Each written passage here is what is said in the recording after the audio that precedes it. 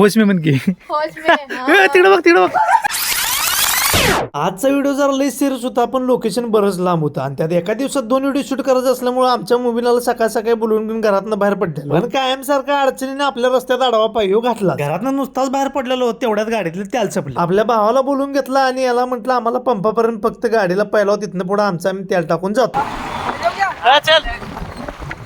आम्हाला पंपावर टाकल्या पहिला गाडीत तेल टाकलं आणि इचलकरंजी सोडली, कारण आजचं जे शूट होतं की नाही ते इचलकरंजीतनं बाहेर होते आणि परवा दिवशी अचानक पाऊस पडल्यामुळे आज जरा भयानक उकडालते. आजच्या व्हिडिओचे लोकेशन होतं की नाही मित्रांनो ते होतं आळत्याला, पण व्हिडिओसाठी एवढा भारी स्पॉट मिळेल की नाही असं आम्हाला वाटलंच नव्हतं. एका दिवसात 2 व्हिडिओ शूट करायचं असल्यामुळे आल्या वेळ न घालता की नाही शूटिंगला चालू केलो. आम्हाला वाटलं तासात 2 तासात आमचं सगळं आवरून घरला जाईल ह्या हिशोबाने आमचं चालू होतं.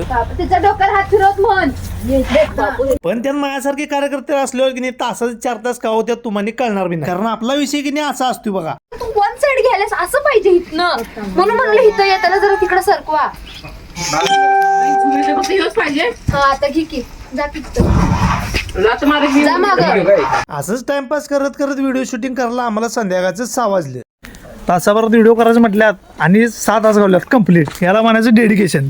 विषय सबला येऊन येतं यांनी करत बसला. होश में मन की होश में तिकडं बघ तिकडं बघ.